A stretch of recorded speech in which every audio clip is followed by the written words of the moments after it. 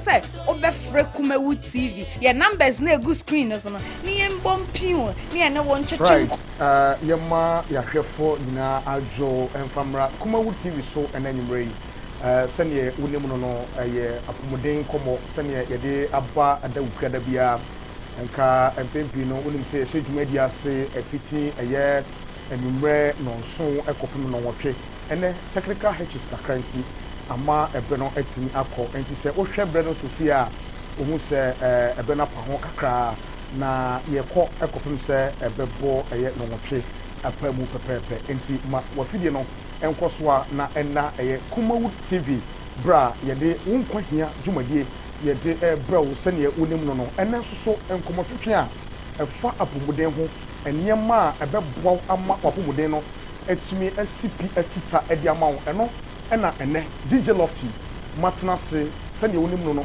ye to nsa efre akukudam wona wonim de ede fa apomuden mu na ye ne omo aba bedi enkomo ewo ha ene enyema bia eye wo se eye normal eno no entimi nkofo how emfa mrew eba se wo hwehwe awo opa wo enyema esi awo ho kwan eno ene ye bedi ho nkomo ene ye topic no eye infertility kwampa ye be fa so na afei yetimi di infertility so enkonim na etimi aboa ma apomuden no asipi asita adiamaye eno ena ene yesi nkonwa ye bedi ho nkomo na etimi aboa ama yabrabo no anase asetan ayefe ewa apomuden mu ma onkwa ho enhia wo se ne da meka no enti se oda sori na o cheke o car no hu se bibia ye okay a ene aya wo sori nso a cheke ni padua no hu se bibia ye okay ansana watimi atu anamo sanse yare wo ya papa ene ye bedi nkomo e dia fa yare infertility ho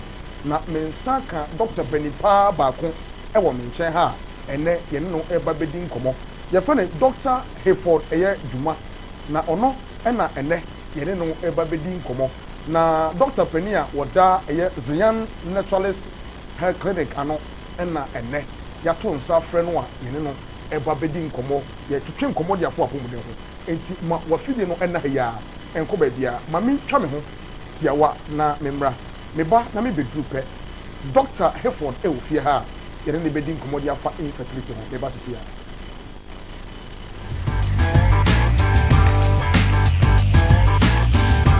ana amana da fumo bibira kwa ba sama jemre na samre mo hweme e ke nje ha ba ne de time ta ba mesha e bi abaga maso na mare fever na e ha wonu ato untumi enidi da na ama hono aye mre onu e ye wonyono a bo made na no time ta ba mesha e bi bo ru address e ba so pharmacy show bia kwa wo say o be time ta ba mesha na wonya bia e bitimi aboa ye wo ke nje ha ba capsules e ya dura onu no ma aboa na kwamo ano enya hodin esonko ne send da na aboa mo tumi edi yare eso na wonya ke enji haba ka so bi ele time haba me shan na ukabo na no ma dia no kwasen sene sewani na ensese ka chiro me kan fo sai nu mi nu e bia ma so bi bara mo nwa transport haba to pharmacy show e bi e kan do ya kwa so pe ke enji haba ka so ele time haba me shan so for number 0244 417 669 e be da tie phone na do phone na so mo nya da je na mo hwe me din de Dr. Kennedy Unso Agema me do bi bia as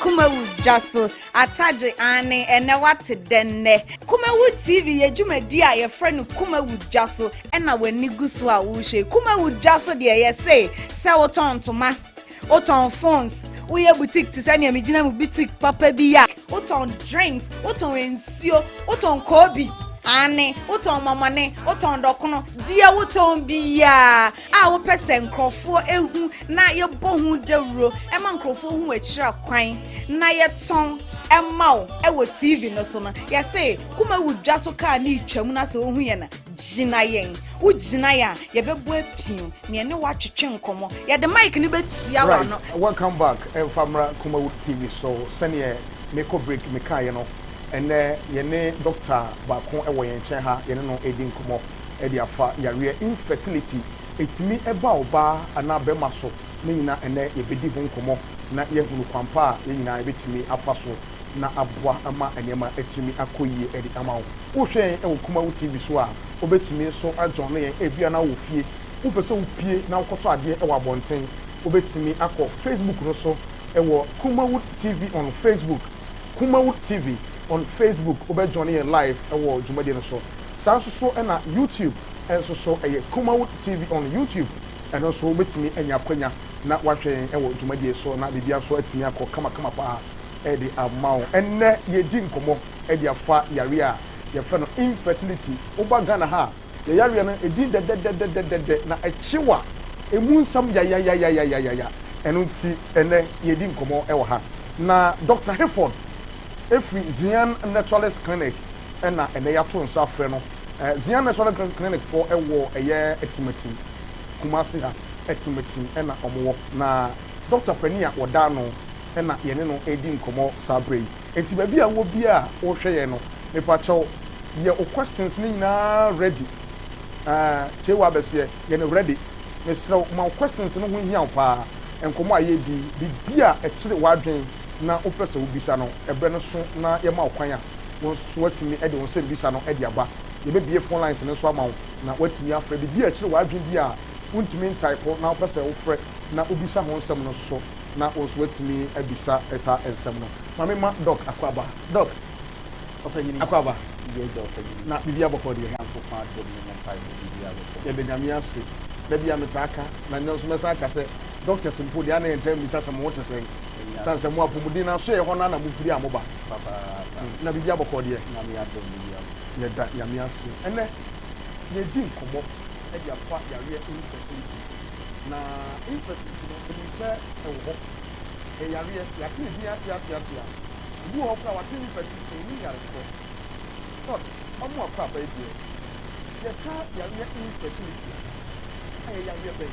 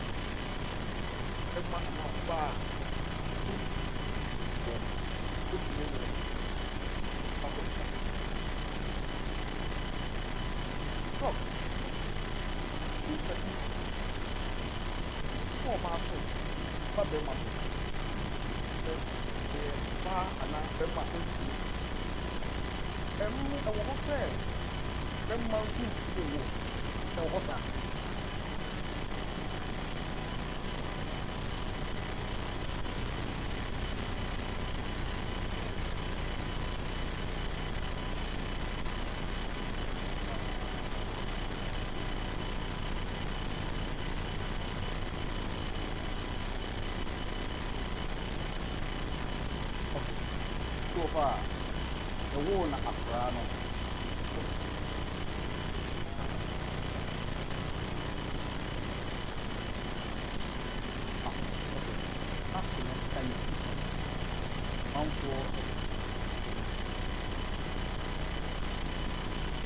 Sadia ne bon craft no na sadia ne fe ne ma bon ba na wa na wa nhwe ni you am proper treatment amana the bedrooms will be no happy adene no husu right doc mami twa me ho tia wa na memra mo twa me kakra bi na mi twa me ho kakra tia wa bi na memra me ba na me bedru a me be so Adi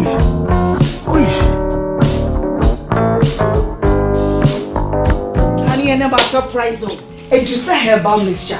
any edusa herbal capsules and no who dread there you could debrail who said that will complain with sissini cocoa epe ajiwakade edusa herbal mixture any edusa herbal capsules and no who jack a sepan and neck you could debrail winning a yama money mema edusa herbal mixture and you edusa herbal capsules and your cocoa necessary drink a sepa edusa herbal mixture. Any edusa herbal capsules, Mr. Snassi, Namen Seven. Edusa herbal mixture, any edusa herbal capsules, and my memegina brand, na a yemay.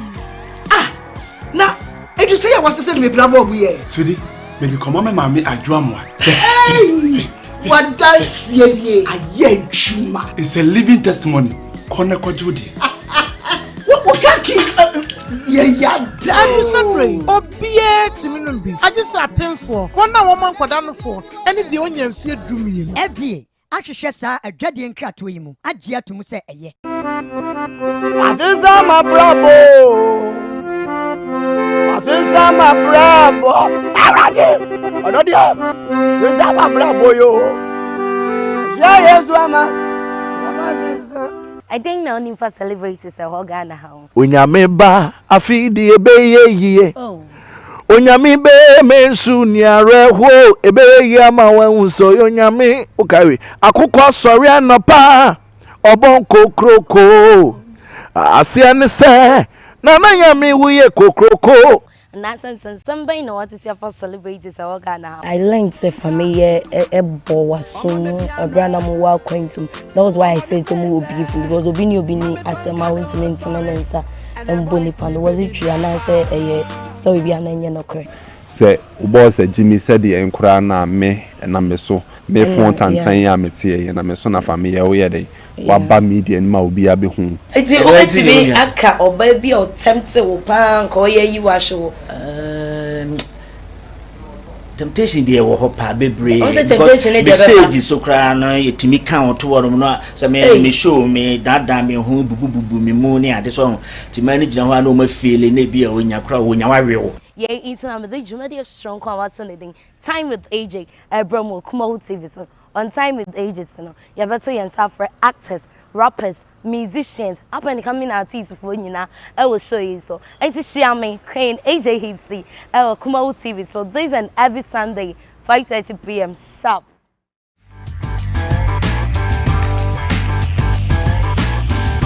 And I'm not from Mobile some Jimre, Nasa, more Hemi. A Kianji have by any the time to buy Misha, the dear Begamas. Mama, yes, I'm Mama Kwaba and Famra, a Kumawood TV, so WONKWA Jumadino and when he Egusua will be an affair, and what's now television and what Johnny Yamipacho way, a Modern Comotuche and a bro. And then Yene Dr. Hayford, Wada, a Zion Naturalist Clinic, and Kumasi Etimeti. And yato safre no yene no edi nkomo ene enyumrei mepacho ye hwe yare infertility eba oba ana se brema so na kwan hodo a efa so a eba ene ensunsuanso a ede bre nipa da sani ebe hwe enuane ahodo ene nyema a ebeboa ama sa yare infertility no etimi afi ho ama obi etimi anyinsen na wawo afan ho afan ba na ensembisa no eye bebre enu nti Johnny yen bra watna ofidie ho na ohwe Kumawood TV ene enyumrei doctor ewo haidie na yetoa dwumade no eso ede amount enti doc na yedi nkomo ede afa infertility no obekire mu se ne infertility no etie obema ye hunu se eye oba ene bemma sabi omo entumi emfafuru oba wo ho a ontumi emfafuru bemma nso so a ono nso so ne kwamwa emwa no ema ne ntumi enwo eno ene ye kase infertility bema na oba ontumi enwo na mebisa o se eye no kure se oba ne bema entumi wo ema wo kire musa na yenhwe enyema ban ena enam so ema infertility etumi ba oba ana bema so what are the causes? Okay, me da CP she di kan fa ema de na okay ema causes ne de edo fu bebrebe ema de ne bebrebe obi wo ha na fibroid. Okay. Obi wa na infection. Okay. Obi wa abortion ya ya nkasi ni abortion. Then ye dina abortion so e dia kasa yia. one of the major causes papa. Doc, all kind infections are not just a nemu yaria hodo na say nemu yaria hodo. Okay. Obi wo ha candidiasis yet to see a war fine. Obi wo ha na wanya gonorrhea. No so means na wo fine. See a war fine. Obi wa na be syphilis. Okay. Na obi wo ho no mo na wodi sa how we mu bi. Okay. Na wono a wa fa afru ana wa fa nyinsen. Wo fa nyinsen no o si nyinsen we di ampe. Okay. Eno ye major factor papa. O se kasa abortion na nyinsen yigo. Na nyinsen yigo so ewu mu mienu. Okay. Ye wo surgical abortion and ye wo drug based abortion. Okay. Ye kasa surgical na obi a wa fa afru no o si there bi oni di wo su won no madu. Ono ade be ko hospital na a doctor ko afa no wan kasa operate no ase nyinsen no ama. Na obi wo ho a okoye sa abortion no na wa nya the proper place. Na bia instruments no nkoko wudi ku ye no fa nya proper instrument. Okay. Na omu de wura ni baby. Kama nyankopon bo ma no e ma wudi ankasa no o de boto bi se mu e sack ye fa indomito. Okay. Na se oba fa fu ana so oba yi nsen a e ko e na moja ne sa se e pon. Okay. E water awudi.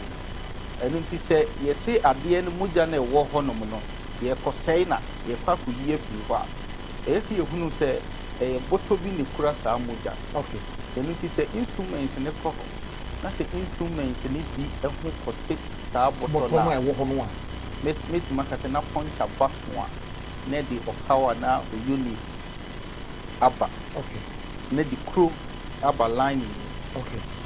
Obi wo so no ne de bi won kom ye mfa bi bi nwura ono abenu mo dranom self medication. Okay. Enu nti no so ye nom na duro bia won strength tedi na ho odi tie na what is say duro bi si but only mo strength na woni maduro na ho odi ese nom ni se obeno international senka before kra oba bi be kwakoto aduro se odi sanyin sen no se enkoko na ye hunu se onipadua no aduro we ne de ma wo a ebetimi aboa amma ade na ba enkofo hawo emfa mrew pepepe nti se nipa na hunu sa no no ade ne pe no okoto no ofa eno na ebetimi anam so ama sa ohawo infertility bi etimi aba oba sanake eni nti oba ekono maduro na ano den no ampa ebekwa akose nyinsen no all right yenam se aduro na no den che na ho den ti no Yankopon bo ma no de drobin mienu bi e no fallopian tubes. Okay. O de ma emre pa. So no madru anu den a na fe o tubes na sha se moamoa. Na inflammation na take place. Eti oba bi wo ho oba wo so woni ni kunu hia se de na sperm se ne kwa na saba. Oba check no bonus wo nya syphingitis. Ye se tubes ni nyina atentia. Enu dis woni ni kunu hia na se be ma ni shoot spermatozoa na Hedian kese itiminya access a channel through the pipe no. Na ko fertilize X no. Yeah. E kwa obons akọ block it. E bi wo tubes ni mu. Okay. The many mu bebrebe obebo so menya air topic pregnancy. Nyin sen ye na intimi ankan kotomu. Yeah. Na akra no asay aba. Now akra no mpokura no e develop wa happy na just a doctor for you operation.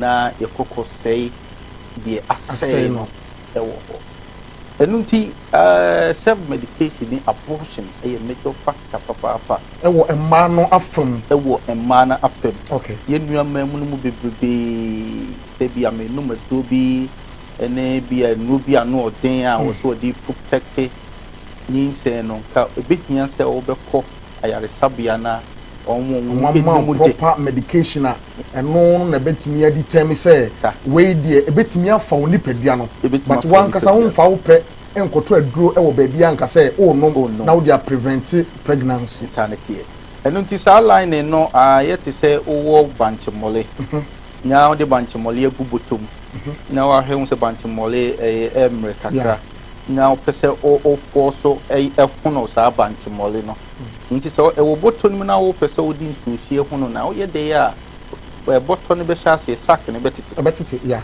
because wo din susie na e yama na siti ite bedroom rafi de wo panyin sen no na wonim se mre bi edro bi onom ye a ano den no eno ne na akoso ham ama na ama afedie moni no kunu hia se de kura na nyinsan ne ntimi nye de ento iti eno ye factor papa ya abortion no the factors papa and enra hodo aye nom e dey prevent pregnancy no so e ka ho eno so ka ho enti ye ka ma ne dia e betime gina ba akoso a ye abortion okay nyinsan yugo e factor ba ko itimi essay e betime sa the factors ni bi so aka ho hom se ni pedua nkasa nyankopon bo ye dey one aye wo obia no nyankopon de asitire bi adua ni pedua okay e fe ni glucose yeah enu ti say asitire no se bro so wo ni pedua mu bebrebe a e de oyo ni brel I see se esoso etia e de e house so brel enu ti ideally no ye ba wiase no ye wo natural artificial sugars okay e wo say enipa yedie na yenya ahoden okay ebi ni ese aduane yedie nyina na yenya asitire free enu nti say ideally no say day enipa bia wo be di asitire a ye raw sugar e wo say 10 grams of sugar I see and ese ko nipa duanum sa na ye ka say 10 grams of sugar ene say who sa tray di atribia wo edin a ye de ma no yeah enu nti atribe say e kwantere atriwe ye say a tablespoon atriwe ye say ye teaspoon eti obi didi anopa no onum koko no wo ye tin bi anom a osori ya anopa na wo ye tin anom no ubon se wakofa milo milo no ye fa bibi nutrition content okay information bi wo milo ho a e kire say the grams of sugar say in a woman eni to osori ya anopa na wo ye tin anom no no wakofa atra eye tablespoon o de akosa sugar na osa de abegu milo ni mu eno nti 1 teaspoon bi 5 grams of sugar yeah when you say sugar ye die fresh sugar be sugar cubes that cube ba ko bi 5 grams yeah it can ideally we be sugar in a day I was say 2 cubes and then 10 grams sugar no ya round 4 square ka be deeper we be sugar ko ni pedua mu a nka se eno ni mienu eno na odi sa teaspoon ni sa ba ko bi obenya 5 grams I see into sa teaspoon ni 2 a obenya 10 grams okay eti enu aba na enum tin anopa no osa milo no there is a sugar in the milo and was sugar ankasa say and the sugar no cross one some for teaspoon or the atrekesi the some bi na or this side into 1 tablespoon bi also contain ni be 15 grams of sugar yeah and into table friend is a spoon or taking a day be offer 2 no obeko be 30 grams of sugar okay we are the milk so agum milk ne so no asichire kakra so ye dey ewu etu hwe anopa no tin a wo ye ya ene pa no so ababia so ede okay pa no bia so asichire gu okay etu cheke anopa no asichire ko ye nua ba no mu a ese anopa no ko be 30 grams and 35 grams of sugar we are no so no ye free bibi after meals ni ade okay of course no ko hu se ebia sweet ade bi chocolate bi wo ho wotimi tobidi ohun se bia drink bi wo ho so no tobi nom ti doc let us say ne wo kan nyina ne ye course sa e de bra ye nuanom emma itimi enya yare ya fa infertility na me kan be si so say say sugar na emma ni so di ni bebrebe no yeah na me bo ma no wo de nkwamo bi mama e wo se be ma emmemu okay a friend of Abican Candida. Okay. Now, sir, Abican Candida, no, the Oyema man in say, or Mamma Yatinka. Okay. Or Mamma Sabuni Nishi, a friction take place in so big marker. Okay. And in the same one, the only order that. Into the more now, also man and a corner DNA bini a citrate. Your baby was me all day for dear and co. Yentia and Conan say, na corner dear na and one pen, I know now the feeding. I see.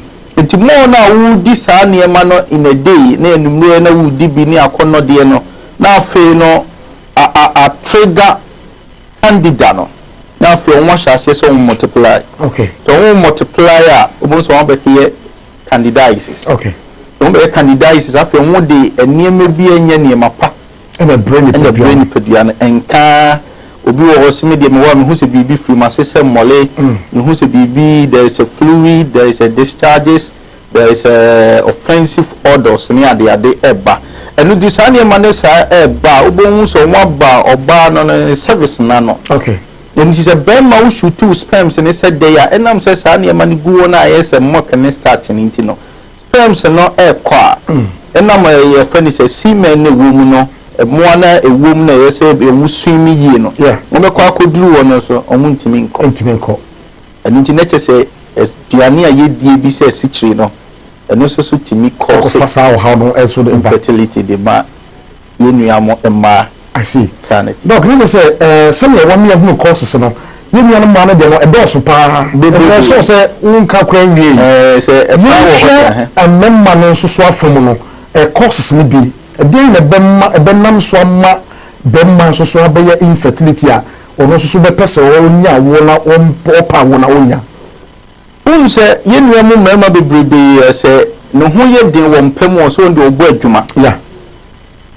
You bet me the example me no be ab my. Okay.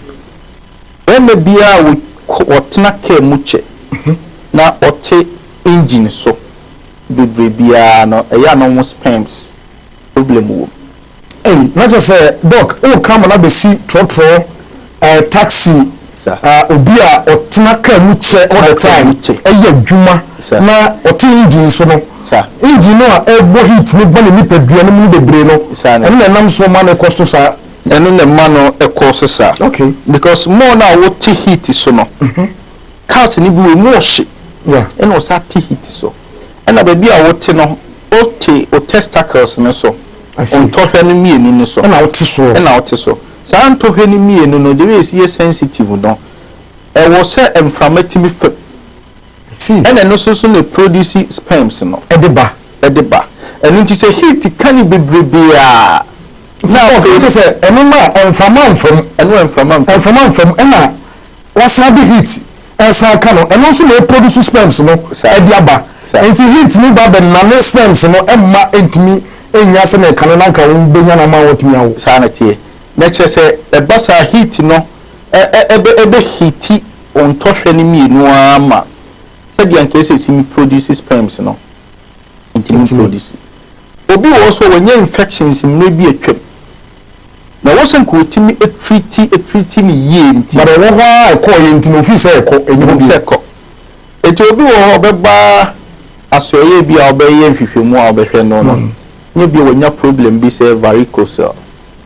Into varicose ne ba say infections LED ema ye papa mo ye nuamu mema mo bebrebe etimi nya saa how no cause varicose la intina so ye ntohwe ni mu no okay ubon say ohawa bem ntohwe no asase say the veins no ahonho no okay the veins ne ahonho no say pa afa ye nua bema one ne ho kani hia sedai o peso wodi insu papa ma no na fa nyinsan ba eno so intimi fa nyinsan ma obi wo so ani awo ne ketwa bi ena yo shase na me kan say ye wo ya be friend maps yeah no no friend no jemre kutu say something say bi musu friend to you so say na sa jemre kutu yi eta bonkra obi wo so ye friend say ye won foforo na sa de na bon o maami anhwe ni yi o papa anhwe ni yi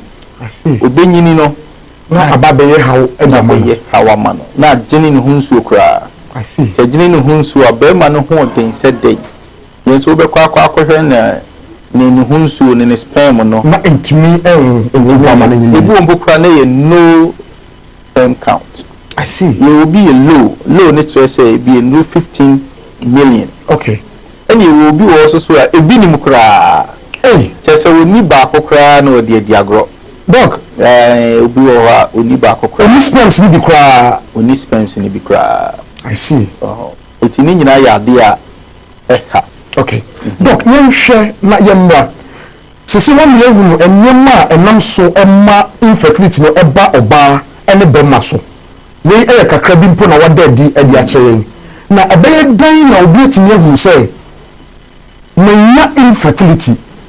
These are signs and symptoms and mama who say me so infertility no me bema menya bi me oba me so menya bi bibi why dey mama who say wo so menya bi ana. Okay, me da see bebre say ye fa bema de aka bema ansa na wo be hu no eya na edin ansa na be ye wo no 2 ways. Okay. Na ni way ba ko eye se bia ye be fa ho nsuo ye be fa ho nsuo dia collab okay ne ya hwe ni ehunu se nkwamwa no ntime obi wo so ba bia wo no wonim e bia o de be ko hospital ana se wo mede bia no so ye wo we ye hwe okay ben be bia o sperm se ye se puokuro ese ben be bia sperm se puokuro naturally na ye se puokuro ntina se wo ye ben ma na sperm se puokuro a o sperm se ntime puokuro a na che se problem wo. I see. And until no ye nimdia ye nim ye de kira manfo. Okay. Na nye ni nyina ne yetimi bie so won framam. Okay. Na dodo na de je se fa sample no na ye de akọ ne mokọ akọhwe hu akọhwe. Okay. To obi wo timi fro se me de me wo ba bia me wo ne mutwe pa o. E bia me wo mi ntimi nkoye lab. Mi ntimi nyese ne ya kira wo se bia wo no ho kani hia nsuo na beba no fakakra bi na faye sei me yenhwe sei ne kira de ye be kiro itu ye na otimu se puohura eno ne ye say ideally na wo so otimi nyinse oba but the best thing is just a foul sample no ye dia call laboratory. Okay. Yeah, na se lab ni ni ho dia ye won other way a eno so see etimi check e no se papai ne nkwamo na ne hunsu no etimi show ba nyinsen. Okay. A man be so hodum so a niema bebre e dead. Okay, doc, your body ba share a niema e dead di e wo e mana fam e ma wo be kudu se wo so infertility no wonya bi no na me kai ya hwefo se obetimi ajone yen na wo so wo de hu sem bisa bia wo pese bisa doctor e fa enenkomo a ye di e fa yare infertility ho e bia na wo haw bi se me wankasa usi ehu no e wo ni padua mu no wo ho questions bi a opese obisa doctor na hu se mo amo e de mo messages aba no bebre no a e bisa questions the questions no bebre no aba won so obetimi e do de na ba wo hwe screen so a your WhatsApp number no e wo ho obetimi e do questions no e de aba your WhatsApp line is 0543 596070 0543 596070 obetimi e de o message no e de aba wo de ba ye bekin kan na ye bisa doctor na ono so etimi ayiwa no kama enso e de amount enti doc na o ka e mana from so signs and symptoms e be mo ba hu say no so ya infertility no enya bi. Okay, me da se pa oba bia no se okwa fichiri wie nya obum se bia e won se nsuo bi egu okwa fichiri wie na se babu se wie na after menstruation no. Okay. E wo se fluid bi ba. Okay. Na sa nsuo ne begu no eno ne kire se obey wo the heat period. I just say sabre we bi udi agrope oni say bitumi aba sanity udi agrope e wo se oni be ma hia panyin sin bitumi aba nti emani bi wo ha the problem a wanya nti no sa nsuo no ebi ngu no eni nti yo ba na wo hu sa nsentrene ne se me de kane ne nsuo gumi especially nka wakwa adwaye a wakwa akudware no se be wo roll pant e so wo hu sa fluid ne sa ba. Okay. Obi wo ha wo hu sa de no obi wo anopa no wo ba itime kire se wo kwa adwaye na ka wo bi dware a free se bo bum se wie na opese wo hu no itime de unsa ba ko tunsu unsa ni fa no. Okay. Now the unsa bonkum na kowase. Okay. No yi honsu na ba na unsa ni fa na de tunsu no. Na ni mi no why ni say compare. So hu se ba kwa ye tro te sa ahoro ye free wase ne ba e che se wa ovulate ene na twifu be kase wa ba na tukusia wa ovulate na se wo x na release. Okay. It is a x ni release say pa na che se ideally ni se ubetimi afanyinsen. Okay. Obi also so when who said you be crowd. Look, my car the phone na WhatsApp number na ye dia to no. Mesre say mama friends so. Mo fra ye ntumi nkenka messages no. Ye bia mama say mo dia na mo send mo message no. Emfa so na ye ntumi nkenkan. Emfa mo ti mesre mo amo fra e WhatsApp line so nyina no. Mama fra mo fa messages emba na ye nkenkan emfa mo ti doc to aso mama. Eti ebasa na ma wo oba no hu say abreedie. Okay. Metimi ni mi honkani ahia. Na me ni honkani ahia. Nyame tumi nti ana nyame bemu metimi afafo. Ntimi oba na wo hu sa ne ma no sa ne ma ni nyina e kire se problem bi wo ho. Okay, nti we ni signs and symptoms are wo mba na from oba mo hu say we e kire se metimi afafo ana metimi afafo. Ye wo bi wo ho so a obu wa ni mfichi kono kura so kire. I see. A dead. Okay. Or hwese de mfichi kono esi ba no bi wo kura mayi papa. Na yesa when hintasem bi wa wo ho a e ma ne bebre nim. Okay. The no nam enye bibia na yebebie so bebre. Hintasem e wom ne se.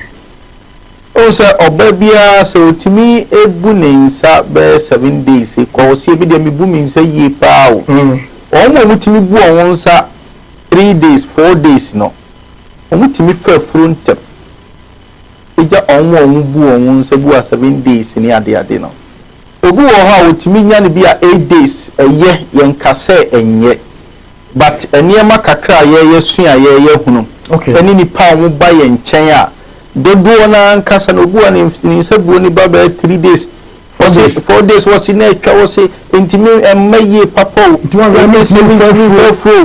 but if you mo bebre onwo mo ba ye ho anya me fe ye so mo nya bie no dodo na obu obeba so minya mi bu mi nsa 7 days nyina mitimi bu ni yi pa basa na sese ba basa de awon ma ewe hintasem e wo ho adentina obi a ono no de ohunu de na nsa na etwa na sandi panitimi fefuo ma wo a wo de litimi ban na nso no person ye enkanya me hihye mu atie no wo de litimi fefuo ni ono ne hintasem na wo ho no hintasem wo ho bebre hintasem wo bebre ye obi wa ha na wo cyst problem ye obi wo ho so ana ye fani say wo PCOS. Okay. Ne he ni nyina wo ho but in sabuon dey different. Okay. No ye won hintasem wo ho yetimi ebua ma manfo so timi doc you share sa question we na mimisa obi smoky ana alcohol stress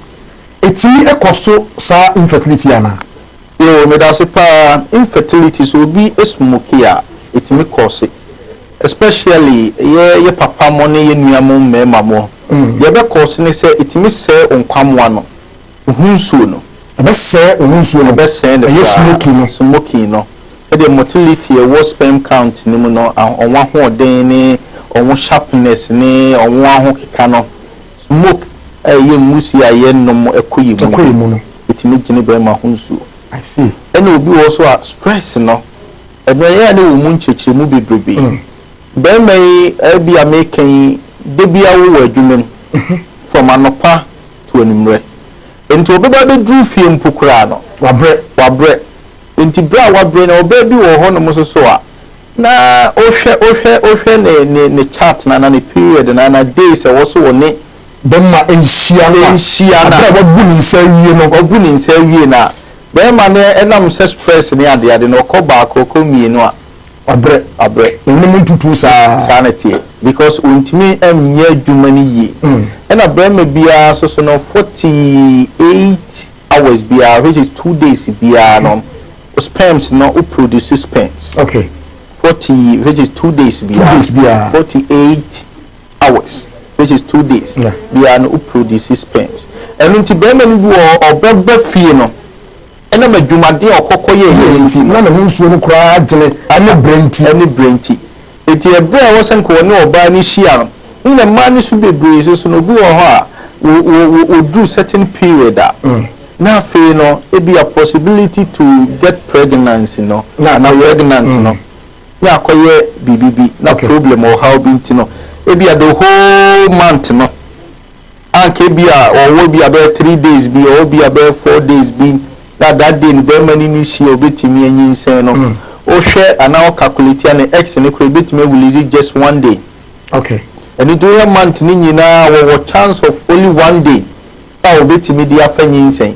And that day no ebi a wo hunu na misumi hu eti ebi an case otimi ni oba ni hia the whole 7 days ni nyina na ebi a wa nya ne na obenya ne china wa nya ne china obenya ne china chi no okay be ma ne call be mienu miensa na 4 days no and I'm stressing ti no wabre ontimi mmo wabre ontimi mmo no ontimi mmo no mo de won pam na oba no so buafu na akwa akoyo hawo doc obi message a wodi aba a ose memisa eni ose obi a wo baako ana wo mienu infertility betumi asaba se obepa wo na osan nya bi mu ana the question wodi aba no me pa cho bi wo ho sa infertility ankasa no ye wo emu ahodo mienu okay ye wo primary infertility ne ye wo secondary infertility okay because a primary obi a waware be afi na wapa wo na wo ni bi ma makura na ye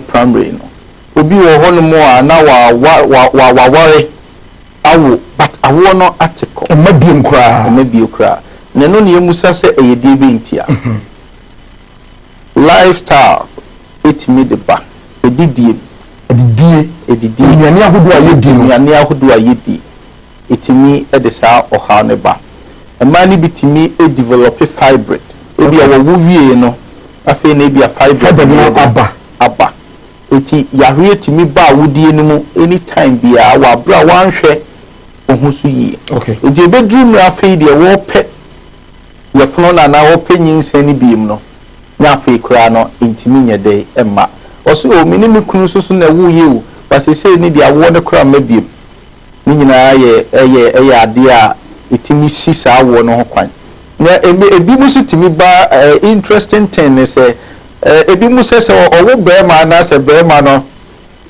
akra ni nya be 5 years 6 years e kwa be ma wo de wa ngo na chintem a etimi wo mabiem wo traditional belief obi ane ne die obu o de sa de mitimi hye ni tirimu a na de wo dwene ne na ye kwa ye den amano but now him medically so no okay entisa na say no person come na yeti ase nyina no say oba obetimi awo but awo na chi obetimi ba say awo no on mabiem kra na yo how be na abanti nti bibi say question no ye normal we see Nana Joa from Bechem. Hello doctor, I want to know what causes no eggs in women and how it can be reversed. Okay, and also the no also me can say if we be ovarian cyst. Or can no kasa about X no so X no X no obi wa no nya problem a e wo no ovaries no okay oh nya problem wo no ovaries no okay on say e man kasa nyame bo onwo no onwo e develop hormones bi a progesterone and estrogen in this hormones no say e out of balance bebrebe a no so the unit mi ye dey eba okay doc and the message is not dos until I'm trying to make can please my sperm looks like watery and very light and I always feel body itching when I bath with warm water and also so bit me acostana on also the meaning say doc when ya asambisa na no ya obi wo ho na ye infections bi na wanya infections ne ba sa na gene ne nkwamwa no ehunsu okay obi wanu wanya syphilis kra eno ndi ne bi oso odware ensu bi enwuna na afi wotin kanse ne ho ye dey ekeka no te basa na ye se okọ hospital na ye koye nhwehwemu hwe ndi nti odware ya ne ho keka no obi wo so ana ne ho mpe bibi na e wo se niam bi a wo ye ne so wugya ye nti na de ahokeka na ye dey eba okay na wakwa kohwe ne ho ensu no okay we in the question now dey about say on twi pa there but when you say you didn't come out their infertility when I say I want to know as a woman who don't do sex since 4 to 5 years can also have a problem of infertility. Obi a 1 year sex for 4 to 5 years there. No the mean to mean jin to musa because yeah now be hu na wa anye dia ye nhunu say e be a problem bi ye dey okay e wo ho ai okay e ba sai bi a dia obetimi aye ne say bi a na tin kan beti akọ because 4 to 5 years dia na say untimi enkenya ho dia wa tin kan na e bi a wo say no. Okay, when you say, doctor, I had my menstruation on 23rd of last month, but this month it didn't come, but I'm not pregnant. I want to ask if there is a problem. There is a problem. I don't know how to can be on the 23rd of last month, but this month as at now, yes, into a person who say, I don't know. Infertility ni bi na twetwe no ho ba na but message say mo the messages ni ba ka be ya mo fa mo din ene ba bi a mo send message ni free enka ho mai ti doc ono so de no ono so de no ebetimi aye problem stresses ebetimi aye factor baako obi wa no obre pa emintie man menses ni timi change obi wa na duane die mu so obi wa also na duane die mu eso timi ma menses ni timi ebasa na meka say nuane ayedi no say ye ni aduane eboa ye hormones ni yia etimi ma menses no cycle no eso etimi change. Okay doc me ye brem sapa with this topic I believe say ye besa to safro bim ama waba na obi bibi ni manya che questions ni do so pa we say doc please I have sex with my wife and I see blood pressure. And I said blood meaning how I was watching there, but I was see with blood pressure. Oh, okay. And I also bet me a cost that na the blood pressure na meaning understanding papa. Say normal BP pressure ne bia na koma no ne heart no e BP say and as bia moja na bia e ba na sebe ne ba mu dia mi hu dia opese o kire no. Na blood pressure dia mi hu se bia sex ni mo na bia ote so dia. Ebia mi hu the opposite right doc mama nyana mi for lines no ma afrefo so emba na nsembisa ne bi wa mo famra na the last message me kan ni ebia ye voice note be brave ediaba na voice note ni ntimi emmo ewo ha enti omo a omotimi type e de buy no we say please good evening I'm Maggie from Efijase. I visited a hospital at and the doctor says I have same fluid and some fluid in my womb. So please, can I give birth because I'm having same pain at low abdomen? Not to say what na ya say and then so trust can no yes said there is a fluid. Yes, there's a fluid. And only say ni just o treat. Okay. Obi wo ho a wo hunu sa de no nko ana bi wo mani bi wo so me ko trust can you say there's a pouch of Douglas. Okay. That's a pouch of Douglas. In Subi, Sana Umbekano. In Subi, wa wudi animu. Fluid be wa wudi animu. And in the moment, Bermano, Hunsu, because the crana say, then also, and this will treat it. So when treat a bad thing, so be now, so be to me. Right. My the phone lines no and na Fred. But so after phone lines no, Dr. Ankasawa, Yabema, the coin now ordinary telephone number no a good screen so.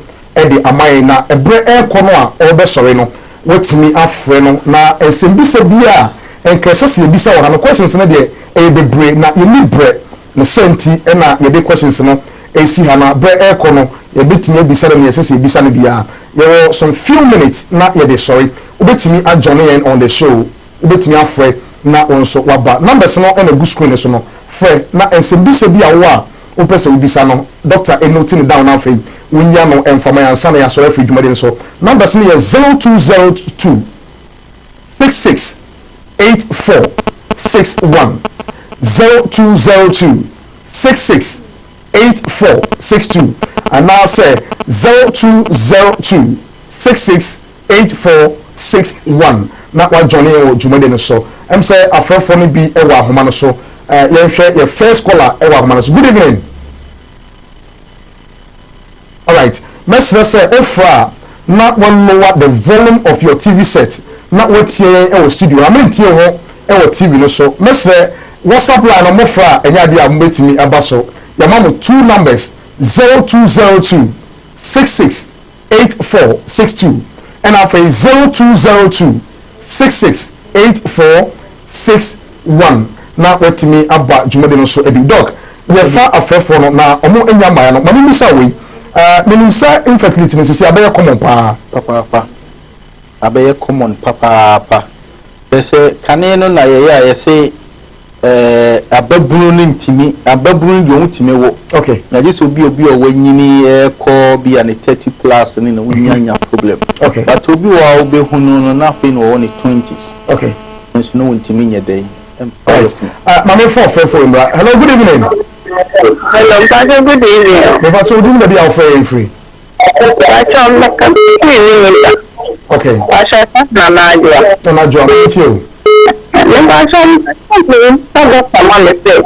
My old member to the banner of the there's a few economy, no, so not but me only. Okay. The two my but about 1 year, 1 year, no banter on Chawacha be a 2 months.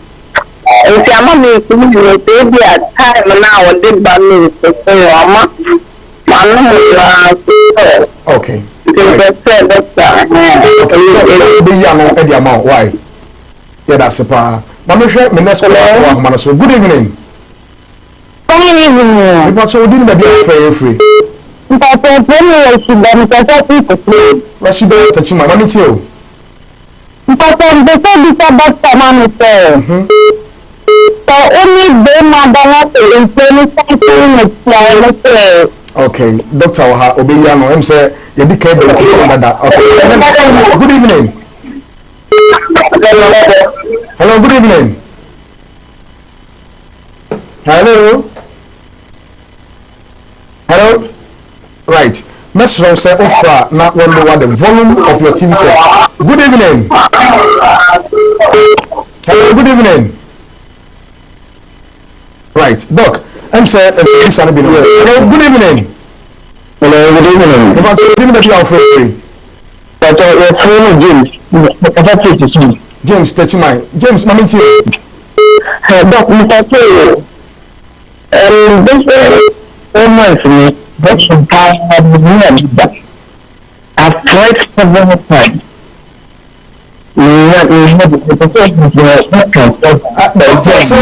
On some bisano, on Yani, and Tiabayan can repeat my. But I shall make sure the bears have with you. Erection. Therefore, must need my erection. Okay. I've tried several times. I've tried. A man who put that in no, sir. Okay. All right. All right. Me that say. Doctor be young lady, mama. I'm going to call our man. So good evening. But so do you have free?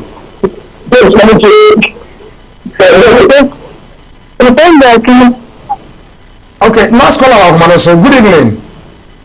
But so do you have free?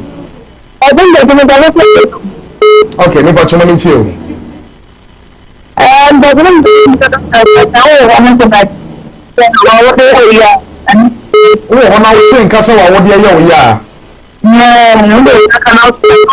Okay, all right. Mate, you for Jumel here. Mesre, wa nanka opesa ofre na obeduma bi so brilliant when to me amfre amano. Ye the doctor number no ebe to screen so na wo se bi se bia wa fre doctor na wa bisa na wa mount bu doc. Ebe no aso ene sa yo meet be se enumpe na ye sorry. Yo but tell my questions about ni na. Okay. O se papa ye ofre ye. O se ni be man sorry no. O se wo akora bia ye egu akora no be ma munsu. Ye nti na ye gu. Ye nti ye gu ni se kro na ye de egu. Nti be ma bia so be ma ni sorry a na ye se ye kro na abam. E wo hintasem. Okay. Na hintasem no ye nti me mfani nyina ntwa. Eti ye na ma ni begu ase won frɛ me mekere na de bi. Enye bibia na ye dru. Okay. Obu ana ye bre. Ye kere na de kro obeyi a obon se be sorry. I see. Oba bi so frɛ ma me baako. O say ensuo no ne be mehie ne ensuo na ba. Ideally na enye ensuo ni nyina na ese ka. Okay. Enye sebe dodo ni nyina na wo se kɔ. Okay. Kakra bi ebeko bia na ese bi ko bi so ye dey eba.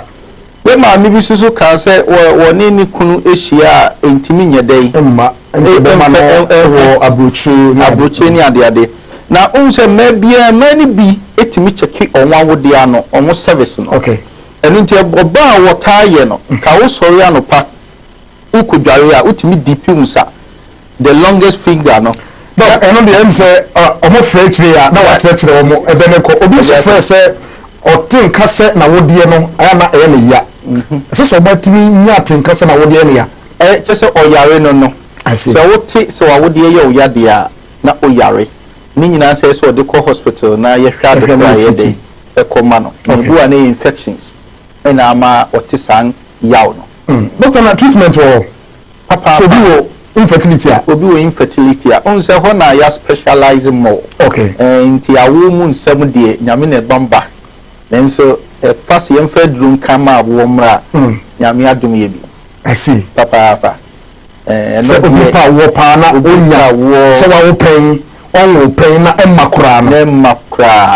just in terms of no infections be I would say we are in the comfortable league but na preventive for you bet me preventive say awone man infertility no infertility obi enya bi so your ba na be ma you bet me preventive and then I make sure say na make say self medication we jai enuro so be no contraceptives ni adia so we jai say be ma water no alcohol those kind no smokes ni sa ni man we jai a na metuminti obetimi afa yefuno ana obetimi show ba nyinsen doc ye benaso me mo kwanya kire kwan ene dwumadi a wudi e waso ye ene o telephone numbers no se na be ya atiefo no betimi afa na omo no wadi nkomo yo ye da CP opanyini ebacho ye frey Zien Naturalist Clinic na me anka se mi din de Kofi Juma ye Kumase bia ye frey ho etimetim Lumba Junction na a naturalist and nature say ye the herbal medicine okay and I ye de edi juma if I show your number maybe an ye sorry now person free okay your number is 0553 21 3587 okay 0553 21 3587 and now 0246 59 4117. Okay. As I was screen I say all right and the screen so it's me problem bia so no bisa actually okay enti wo problem bia obetimi afre doctor number no e was screen so na oni no etimi edi nkomo yene Dr. Hayford Jumo na Juma na ene no ebedi ahia e wo kasa fidie so aha e Kumawood TV wonkwa hia dwumadie na ye de bro no ye beda Danny Herbal Center for us se omobua eso ya na time herbal almosteboy ema edi dwumadie no ebro medin ene DJ Lofty do no friend Kofi Ahofem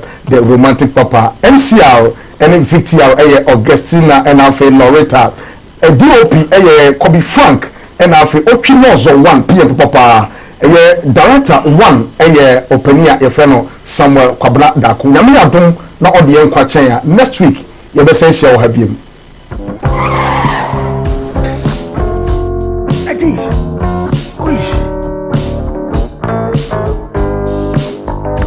honey and never surprise Edusa herbal mixture any Edusa herbal capsules and no who dreaded there you could brew unsa dawo complain with sisini kokoa epe ajiwakade Edusa herbal mixture any Edusa herbal capsules and no who drink a sepan and ne you could brew wunim a yama mani mema Edusa herbal mixture and Edusa herbal capsules a yoko ni sisiya drink a sepa Edusa herbal mixture any Edusa herbal capsules Miss Rotsnasi na men serve Edusa herbal mixture any Edusa herbal capsules emma memme gina brand na eyemme na Edusa ya wasese me brabo we Sweetie